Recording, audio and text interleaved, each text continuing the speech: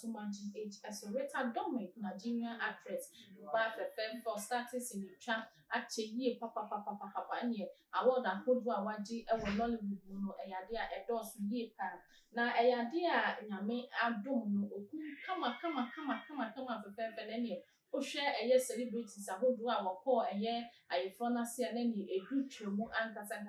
now who say yes or benny what dress your bass on the one year fin ya wish la wa then your one brand home I front aye come na and no and a year singing trafua almost trusting in that dano a war a year alata memo and say ya come here yes a yen shed that a home papa nanso on do one and time the fire any good and green jay a deep kafru my home eka ho krama eye sister eyi krampo eko bi a che say amanfo dodo na eka ho asem na asem a abepie mu ene say ababa wa bi a ono nso eko ayefuhia no asibi e de nsem bi ababa betudwa na wo de bomodi asa wo behwe eye pictures a etwagu ye screen yi so Rita ne ho se ne eye efe ne nipa ekoye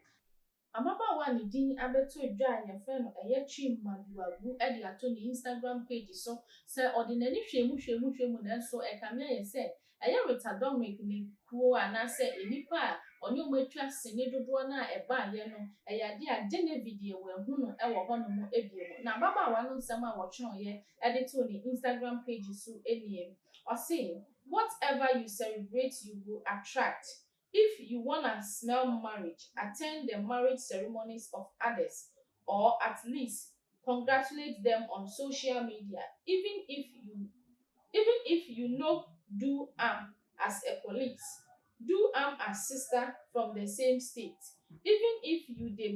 dey busy that you cannot be there physically, waiting will cost you to post a congratulation message on social media. Na ababa wensem a ochrem ne se che wa tekia hwe nipa pictures a edi atwentwe nanso no wahu eye Genevieve e wo hono no eno e na ochrem se wantimi amabi mpo amfa ne nipadua ammo nkonten amfa ankwa na ne anya hwe probetimi aposti ni picture e wo ne page so on all the social media na say social media platform no back so onfa na ontro e wo ho oh congratulations and say some messages there e be kire say oni ni nyina e celebrate na eno e na ba mountain so na enipa bebe na ha say ah there bi o abawe pa nsamba na wokeka no sebi so bi ya ye fro na so bi ankwa na no nche say oni nipa no e wasem oni ni eni asem ne momfo e while now no enya dia Genevieve amanfo ehu no e wo social media platform no so a oba ebe posti ema obi etenenka beya bosome miensa ede kwani di obi eni ho no mu a wahu se eye Genevieve aba be posti se ne ho mfa no ana se waheda ene watwe ne ho every social media no obi a entwe eno ya bra eye ababa we posti ye no commenter amanfo e commenti e wo so eye Augustina Vivian enso ede ba se stop this please. Do you know if Genevieve is physically fit or not? Do you know her reasons for not attending? Do you know if Genevieve was already aware of her reason for not attending? And no ena ode eba ye obi so enso ede ba bia eye Frank ono so etre say it is only Genevieve that didn't attend. Oga abeg o na che say enipa anko no edoso enye Genevieve nko a ena anko enutima onfa asugobia emfa empobo no na ne nyina mu no eyade a oba ye man Ghana mu ha no mo nso dia enye na celebrate ba ko enso ekoye ekoti ye nimu ma ne ye fefefefe na ahese ne ho ye fa na de nya ndo kaki ojina ne naso ankasa na ne atuei ahofei odi di ahimu gelenie body bobi abobi ejina so hu say yes oba so no ankasa ene waba bepie mu no an Ghana de ye wade oye obanyi ma ne mema ne nyina ye ho ofe no no so di a trentie e wo ho no mu bia eye Genevieve wentimi ama obi ka ho asem no oba Ghana so de ene na kaki ekogina mu e ma Ghana celebrities na movie actors and actresses o wentimi anko bi si invite o mu no o manko ana say o mu ankasa e no bi anko a say eye kaki die okogina mu na ahwese de oni eye other celebrities no emingo wo ho na che say eye rapport no e wo ho no mo omo ye namfo yie papa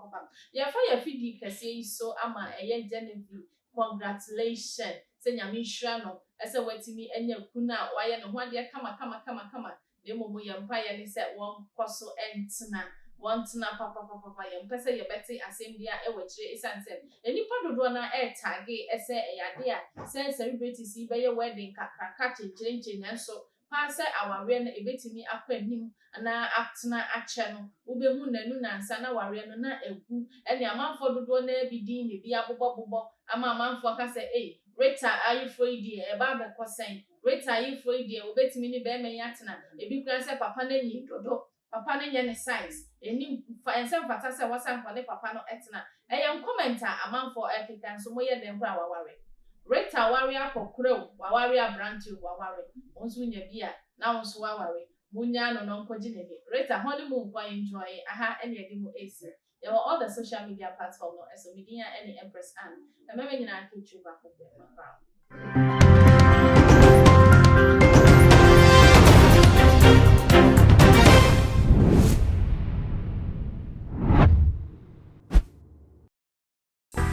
Theophilus Anani, so open the best media school in Ghana there, and a too much multimedia college. If we say a band equipment apapa, a church for a quadruple ewadisium, any air conditioned room there, a band media law, advertising, camera handling, and a marketing there, and then a location no Abeka Park Junction. Fanamba ne gwasio na wankasa frɛ na obi andada wa na memo bi nkasa me frama wankasa frɛ abati di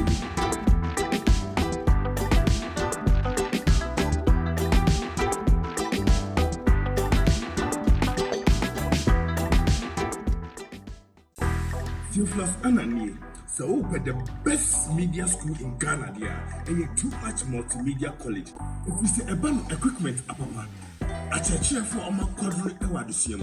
any air conditioned room there, a band media law, advertising, camera handling, and a marketing there, and then a location no Abeka Park Junction. Fanamba ne gwasio na wankasa frɛ na obi andada wa na memo bi nkasa me frama wankasa frɛ abati di